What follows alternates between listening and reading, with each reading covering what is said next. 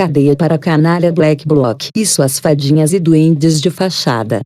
Não há forma mais perversa de criminalizar a liberdade de expressão e de manifestação do que confundi-la com banditismo. Durante um bom tempo, o país viveu uma espécie de apagão legal, com um governo incapaz de cumprir uma de suas funções, que é a garantia da lei e da ordem democráticas, conforme exige a Constituição, e uma imprensa que passou a fazer profissão de fé na baderna, como se estivéssemos diante de um quadro em que a sociedade está sendo esmagada pelo Estado, sem canais para expressar o seu descontentamento que não há violência.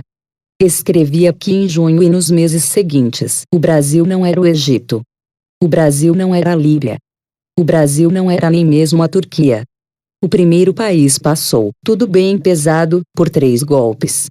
O segundo está sendo governado por milícias terroristas. O terceiro vive uma luta intestina entre a democracia como um valor laico, que não repudia a religião, e a religião que se pretende expressão da maioria e que repudia a democracia.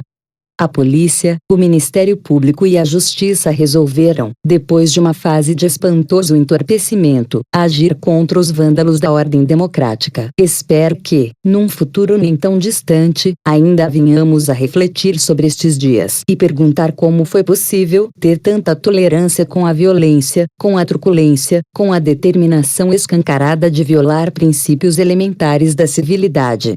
E foi precisamente isso que fizeram os Black Blocs e alguns ditos líderes de manifestações que agora tiveram a prisão preventiva decretada. Compreendo que o papel dos advogados seja, afinal, advogar. Não questiono a legitimidade de sua tarefa, um dos pilares do Estado de Direito. Mas essa mesma ordem, que defendo de modo incondicional, me permite escarnecer dos argumentos de alguns doutores. No terreno do pensamento, seria mais decente e lógico que buscassem sustentar a legitimidade, nunca a legalidade, da violência a que aderiram seus clientes, por absurdo que pareça, do que apelar, para defendê-los, aos fundamentos do tal Estado de Direito. A razão é simples.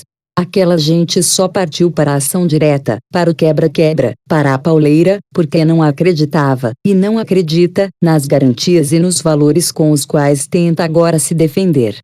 Se a polícia, como diziam e dizem esses valentes, é só a expressão armada de um Estado autoritário e fascista, se a justiça já não serve de espaço de arbitragem de demandas, se os poderes instituídos, enfim, existem para esmagar o que consideram ser a sua liberdade, que sentido faz pedir que os supostos algozes compreendam as razões de suas supostas vítimas? Nessa hora, um apressadinho já se ajeita na cadeira. Então os perseguidos políticos nas ditaduras não deveriam nem mesmo ter um advogado, porque estariam fazendo justamente o que você diz, apelando a uma instância cuja legitimidade questionam. Pois é, chegamos ao busilhos da coisa, ao cerne da questão. Vivemos num regime democrático, não numa tirania. Esse regime tem muitas imperfeições e vive sendo ameaçado por correntes autoritárias, mas ainda estamos numa democracia, sim, e a Constituição e as leis que estão em vigor foram pactuadas. Num Estado discricionário, quando o advogado de um inimigo do poder apela à corte, ele dá a sua contribuição pessoal para denunciar o regime. A democracia, que os baderneiros tomam como falácia, é de tal sorte tolerante que lhes permite apelar em nome dos fundamentos nos quais eles próprios não acreditam.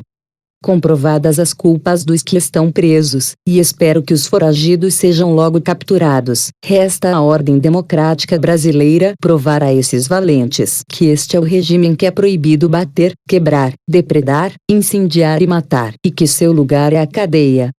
Não necessariamente para que aprendam alguma coisa, mas para que saibam que nós aprendemos. Por Reinaldo Azevedo.